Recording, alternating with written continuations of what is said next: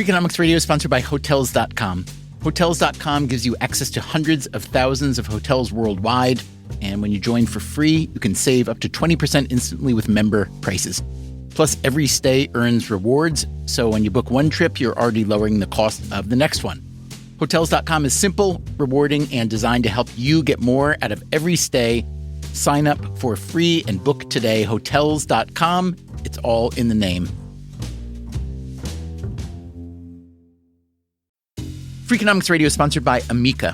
You know what they say, if you want to go fast, go alone. If you want to go far, go together. So go with Amica and get coverage from a mutual insurer that's built for their customers, one that looks after what's important to you together.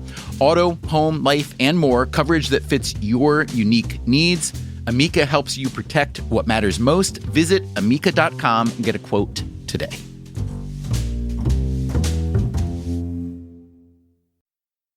Freakonomics Radio is sponsored by Mint Mobile. Unlimited talk, text, and data, and fast, reliable coverage on the nation's largest 5G network. No catch. To get your new wireless plan for just $15 a month, go to mintmobile.com/freak. That's it. There's no catch. $45 upfront payment required, equivalent to $15 a month. New customers on first 3-month plan only. Speeds slower above 40 gigabytes on unlimited plan. Additional taxes, fees, and restrictions apply. See Mint Mobile for details.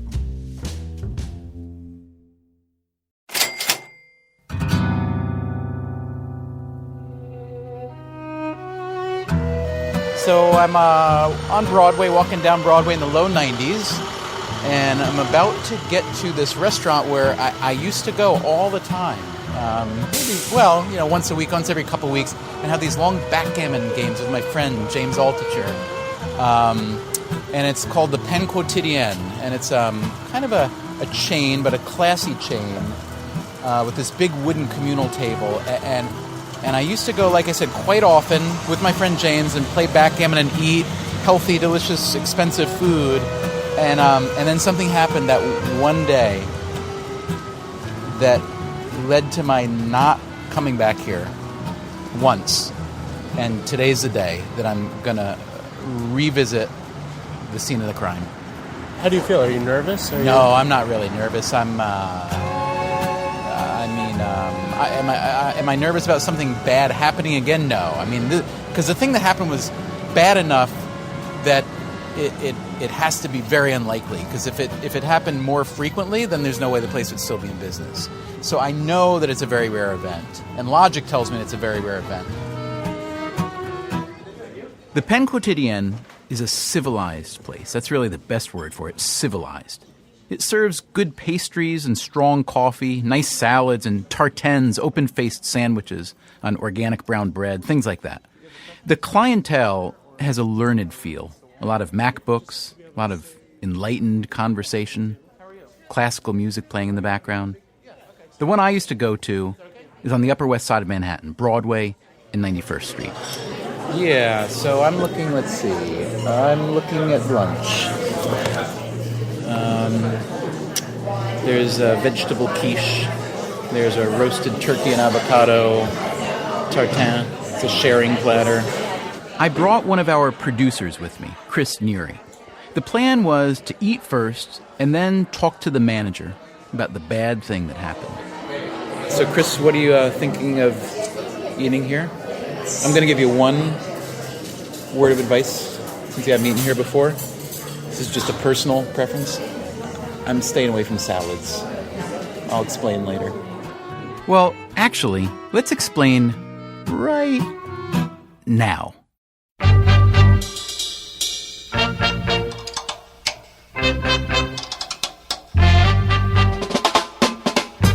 From WNYC and APM, American Public Media, this is Freakonomics Radio, the podcast that explores the hidden side of everything. Here's your host, Stephen Dubner. Here's the guy I used to go to the Pen Quotidien with all the time, James Altucher. And it was very comfortable because of the big tables. We had a lot of space we could spread out. So we would meet there at 11:45, which was always crucial because you beat the lunch crowd by 15 minutes without sacrificing on your appetite or anything. James is a neat guy, a really smart guy, and he's done a lot of things. He's been an investor, a financial writer, he was a .com whiz, he was a nationally ranked chess master. James and I play backgammon, usually over lunch, these long-running 101-point matches that might take a couple of years to complete if we play every 2 or 3 weeks. For a long time, we played at City Diner on Broadway and 90th, but the waitress that James liked there quit, so we moved a block uptown to the Pain Quotidien. And for the most part, we were really happy there until last summer. We were in the middle of a game when the incident happened. I noticed this woman was crying at the table next to us. She was crying and Right behind you. She was sitting right behind you. Yeah, right behind me. And she was sort of crying and half screaming. You know, I don't know if you could imagine that because it doesn't normally happen. Like, little kids don't cry like that. Like, you don't usually see adults like kind of crying and screaming at the same time. And what was your first thought? Curiosity. So I wanted to know what was going on. The woman she was with was walking around, the manager was coming over, and this one woman was kind of like paralyzed, crying, screaming. What did you think might have happened to her? Because I remember my thought. Well, what was your initial thought? My thought is that these were two old friends. These were two ladies who were maybe in their, 60s or so, it seemed like. Maybe someone had died? I thought that they were old friends, and one of them, her husband had recently died. This was just the scenario that my mind conjured in a millisecond. And that they were having a discussion about it, and the emotion just welled up, and she kind of lost it, which seemed like a perfectly natural thing to happen. I didn't feel like that because that sort of crying is sadness, and I didn't quite feel. I felt more of a terror thing happening,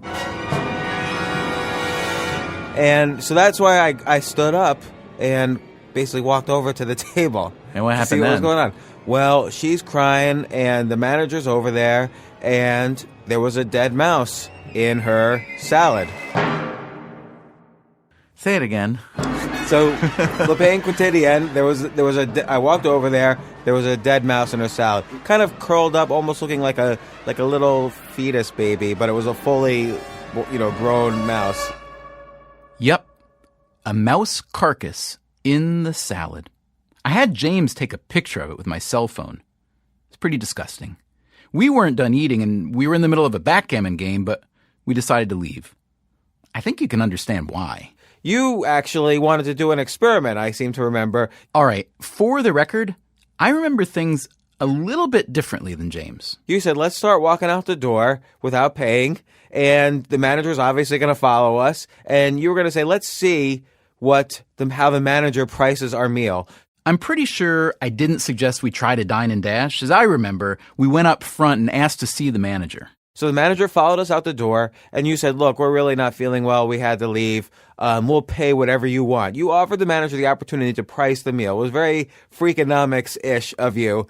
And the manager, and you said to me in advance what you thought the manager should do. And in fact, he did do that, which is he said, look, the meal's on us. Don't worry about it. I hope you and your friends come back here. So he did the absolute right thing. The manager looked pretty shaken up himself by the mouse, and really, he couldn't have handled things that much better. I mean, look, bad things happen in life. It's what you do next that matters, right? But the way James tells the story isn't exactly how I remember it. Here's how I remember it. I said to the manager, we're leaving now because the mouse grossed us out, and we've eaten some of our food, and if you want us to pay, we'll pay, but I don't think we should pay. Now, how's that different from the way James tells it? You offered the manager the opportunity to price the meal. Well, yes and no. I offered him the chance to set the price, but only after I suggested what the price should be, which was $0. I was engaging in a little anchoring, as behavioral economists call it. That simply means trying to influence the outcome of a decision by establishing a numerical anchor, whether or not that number actually makes sense. We'll get back to the mouse and the salad in a few minutes, but first, a little detour into the world of anchoring. The original experiment was they asked people a question. I think it was, what percentage of African countries are represented in the United Nations? That's Richard Thaler, who teaches at the University of Chicago. Many people, myself included, would call him the godfather of behavioral economics. When I think of anchoring, I think of Dick Thaler.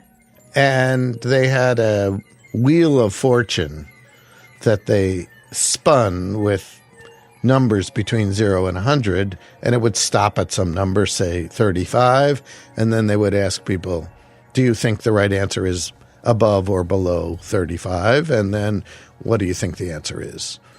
And people's answers were influenced by the number that came up on that wheel of fortune, even though they saw that the number was generated at random. So if you ask people, do you think the percentage of countries in Africa represented in the UN has anything to do with the number that came up on the Wheel of Fortune? They'd say, no, of course not. What are you, crazy? But nevertheless, if they start at 35, they're going to come up with a lower number than if they start at 85. It's pretty much inevitable.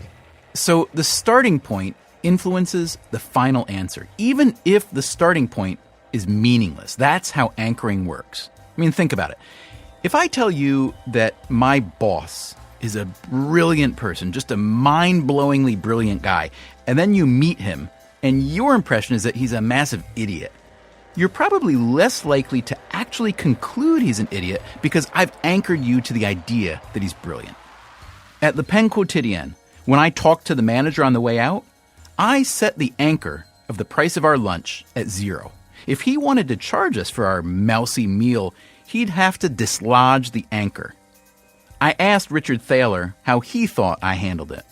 Well, I think it is the case that in many situations you want the other side to make the first offer. You do? I would think that's exactly wrong. Why is that? Well, because sometimes they're going to offer a deal better than you would have asked for. Rats. Now I'm wondering what the Pen Quotidien would have given me if I'd let them set the anchor, like Thaler suggests. Maybe a lifetime of free dining? On the other hand, I'm not sure I want a lifetime of free dining at a place that puts mice in their salads. So James and I took our backgammon game elsewhere, and I didn't set foot in a Pen Quotidien for months.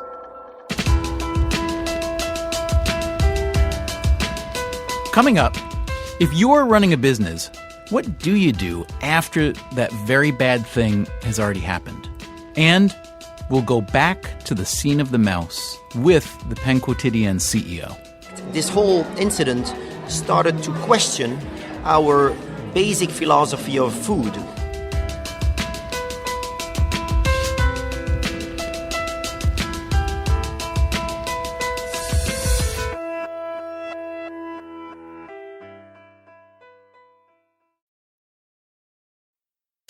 Freakonomics Radio is sponsored by Figure. Did you know that 40% of homeowners own their home outright? If that's you, don't let your equity sit idle. Tap it with a home equity line of credit. Figure, the #1 non-bank HELOC lender in the U.S., helps tap equity you've built in your home so you can do things like tackle a renovation or pay down debt. HELOC is a line of credit secured by your home. You can draw what you need, repay, and draw again. Figure offers a 100% online application. Get approved in 5 minutes and funding in as few as 5 days. It's faster than a bank loan and cheaper than a personal loan. Check your rate today without impacting your credit at figure.com/Freakonomics. This post is sponsored by Figure, NMLS ID 1717824. Figure is an equal housing lender. For more information about their licensing, visit nmlsconsumeraccess.org. Figure's HELOC is subject to credit approval and terms apply. Freakonomics Radio is sponsored by Ozempic. Innovation happens through rethinking what's possible, and when it comes to GLP-1s, Ozempic pill does just that. Learn more about Ozempic semaglutide tablets, 4 and 9 milligrams, by calling 1-833-OZEMPIC or visit Ozempic.com to view the medication guide and ask your doctor what's possible with FDA-approved Ozempic pill.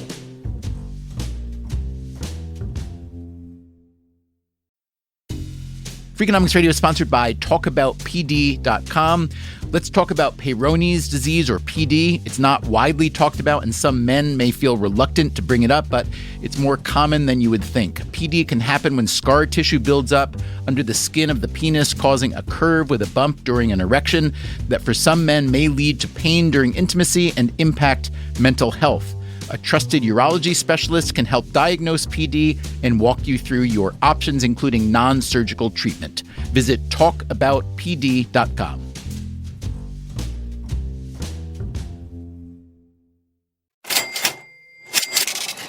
Mouse in salad? From WNYC and APM American Public Media, this is Freakonomics Radio. Here's your host, Stephen Dubner. So I went back to James, my backgammon partner / investor friend, to get his take on the mouse in the salad. He had an interesting view.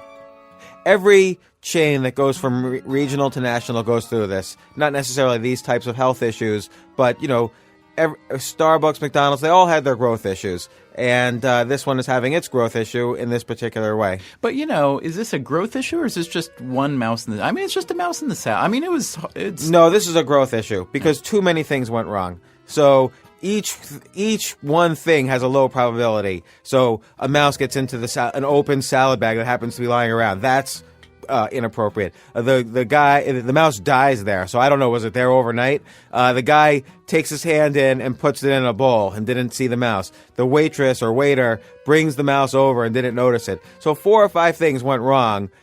Maybe the salad was delivered with the mouse in it to the store to begin with. So we don't know where it went wrong. This is a typical thing that could happen, not this exact thing, but this aspect of things breaking down, multiple things breaking down, happens when you're doing that regional to national surge of a business.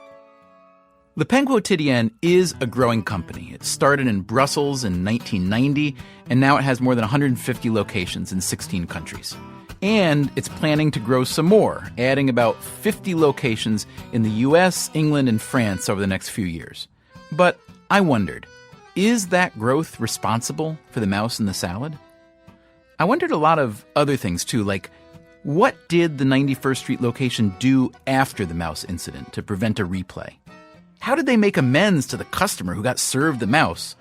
And most of all, when you're running a business and something really bad happens, how do you regain the trust of your customers? Hi, how are you? These were some of the questions I wanted to ask Le Pain Quotidien, and that's why I went back that day. I found the manager on duty, a nice enough guy, and asked if we could talk. I pulled out a picture of the mouse in the salad, and suddenly, he wasn't quite as nice. Then I will not. You will not. He remembered the incident, to be sure, but he said he couldn't talk about it. He gave me a card from the Pain Quotidien's New York headquarters, suggested I talk to corporate communications. So I gave him a call. A very nice woman told me that the appropriate party would get back to me soon. But it didn't happen. I kept calling. I was told that a lawyer and then a PR person would answer my questions about the mouse in the salad, but neither one did.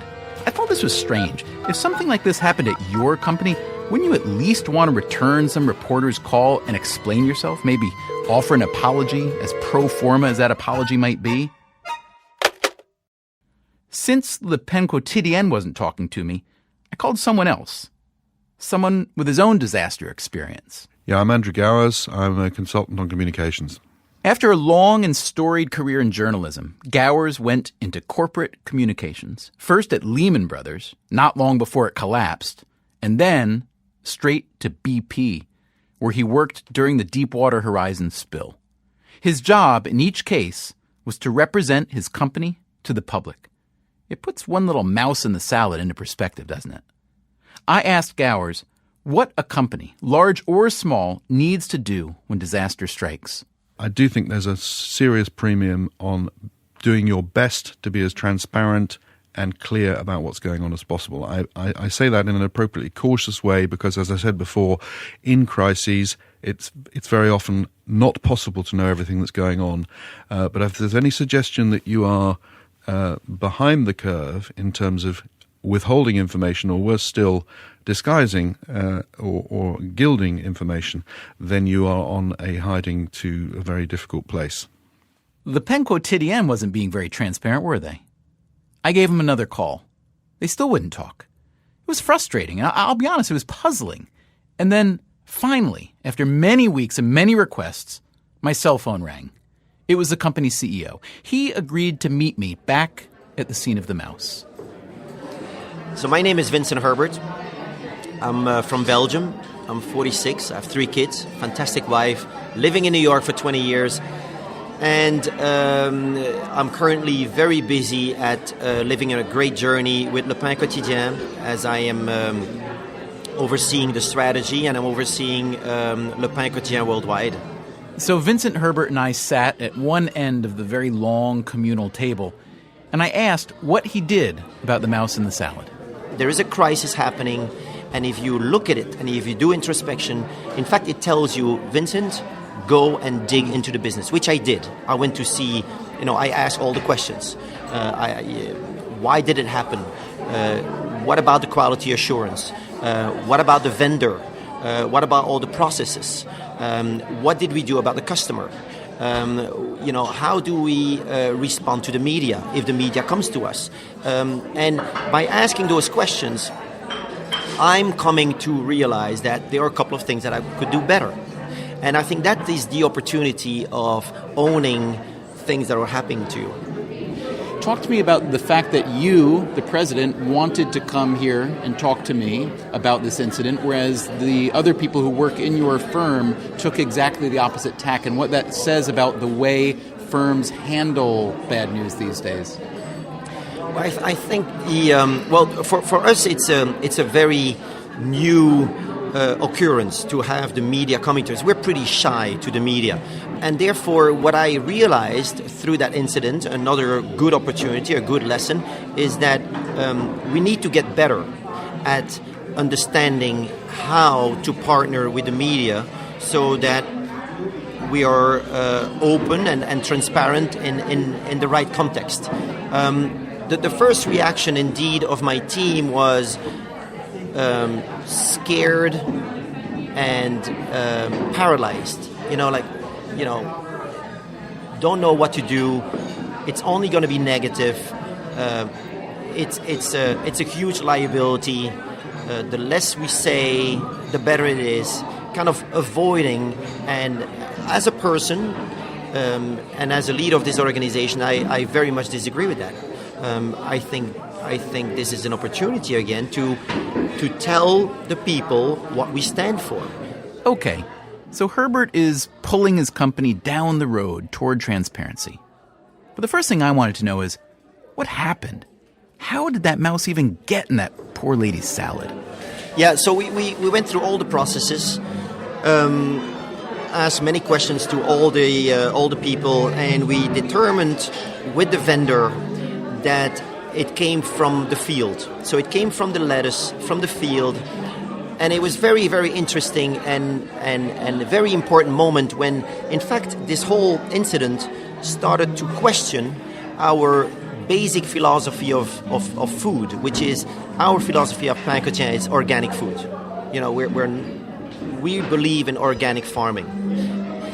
And when an incident like this, it's amazing how an incident like this could make people think about, well, do we keep going organic? Because this is a business, and something like this, if it's taken out of proportion, out of context, and we jump all over this, it could destroy this business. It could destroy this small growing company. It was amazing how even in my team, we knew, and some people said, well, we're just going to change. We're not organic. We're just going to, we're going to go to... So some people are saying because the mouse came into the salad from the field and because it's an organic vendor, presumably if we got non-organic salad, we would not have a mouse. So there are people putting the pressure on to do that. What did you say to that? Well, there was no pressure. There was a rational, deductive suggestion to say, well, if we don't want this to happen again, we just change our philosophy and we go from organic to conventional. We use pesticides and we use all those crazy things. And yes, there are not going to be any baby field mouses in lettuce, and it's not going to happen again. There was nobody on the team that suggested that we had to change the philosophy. That was very reconforting for me to say, okay, my team still are die-hard believers in the core philosophy of Le Pain Quotidien. And for me, there was no question. So the mouse in the salad became an internal referendum on whether Le Pain Quotidien should carry on its organic mission. And the answer was a big fat yes. Now, is it true that being organic is what led to the mouse? That is, if Le Pain Quotidien used conventional greens, would the mouse have necessarily been eliminated before it got to the salad bowl? Apparently not. We talked to some agricultural academics who told us that typical pesticides don't actually discourage things like rodents. In other words, you can't just flip a chemical switch and make sure that no mouse ever ends up in your salad.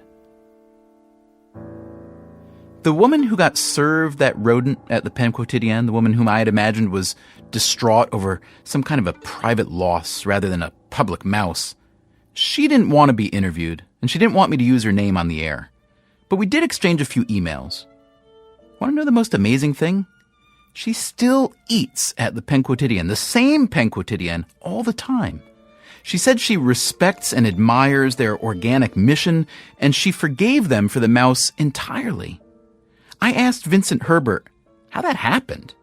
He said Le Pain Quotidien kept her trust by being brutally honest. And I think the honesty, the transparency, the empathy with that incident was very important. I think the customer understood, one, that this is something that is very unusual, and we're talking about an incident that happened a year ago in one store and this and that, but she understood that we felt for this, we were sorry, we're going to do everything we can, but we were honest. We were just human beings talking to another human being and saying, this happened. You know, we're not gonna run away from it. It happened, and we're sorry. But this is life, and I think this is. I mean, this is a great person. She understood that this is life. There are no guarantees. The only thing is given to us is to do our best effort. What did you, beside all that, beside communicating with her in a very humane way, did you let her eat here for free for a year, or lifetime? Was there any kind of arrangement like that? Not that I know. I think monetary stimuli and those kind of things, I don't think that would make any difference. At the end of the day, it's like motivating people to work in a company. It's not the money that you pay. It's more the culture, the honesty, the transparency, the way you treat people, the way you talk to them. I think that's more important. I think that's where the team did a good job. Is they were just, they were not hiding. They were just like, hey, it doesn't reflect. This is not what we represent. We're trying to do our best. We have a setback. And we really going to try to do better. I mean, let's be honest.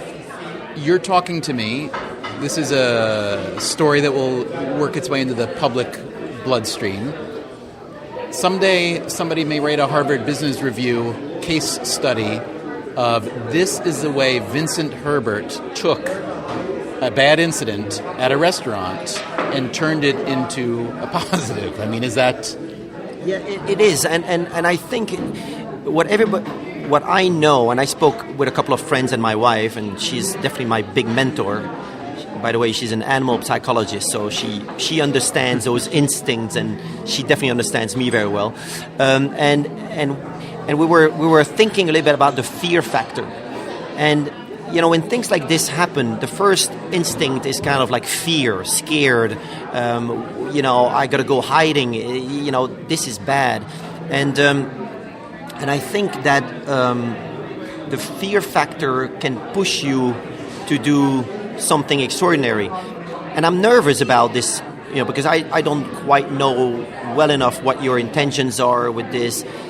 But again, I gotta trust that by being brutally honest within an environment of a setback, that it's not going to be taken out of context, that we're going to get stronger out of this. This is an opportunity to tell the people that we have integrity, that we have resilience, we have tenacity, and I think, we will keep going organic.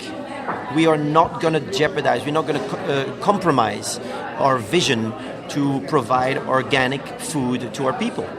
And it's about taking certain risks and managing them. How can you help but respect Vincent Herbert? Yes, it took a while for his company to answer the call, but here he is now, front and center, taking ownership of the mouse in the salad. I mean, good for him. Bad things happen in life. It might be your fault, it might not be. But at some point, somebody's got to put up his hand and say, I'm taking responsibility, for better or worse, for the incident itself and for the aftermath. By the way, when I went back to the Pen Quotidien, I stuck to the quiche. Just didn't have the stomach for a salad. Freakonomics Radio is produced by WNYC, APM, American Public Media, and Dubner Productions. This episode was produced by Chris Neary with help from Diana Wynn, Susie Lechtenberg, and Colin Campbell. David Herman is our engineer. If you want more Freakonomics Radio, you can subscribe to our podcast on iTunes or go to Freakonomics.com, where you'll find lots of radio, a blog, the books, and more. Freakonomics Radio is sponsored by Ozempic. Innovation happens through rethinking what's possible, and when it comes to GLP-1s, Ozempic Pill does just that. Learn more about Ozempic semaglutide tablets, 4 and 9 milligrams, by calling 1-833-OZEMPIC or visit Ozempic.com to view the medication guide and ask your doctor what's possible with FDA-approved Ozempic Pill.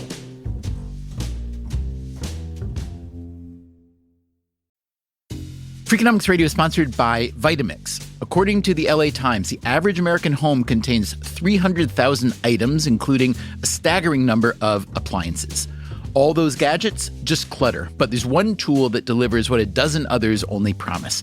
From pureeing to chopping, Vitamix blenders bring the power of an entire kitchen to your countertop, offering enduring performance and precision you can count on.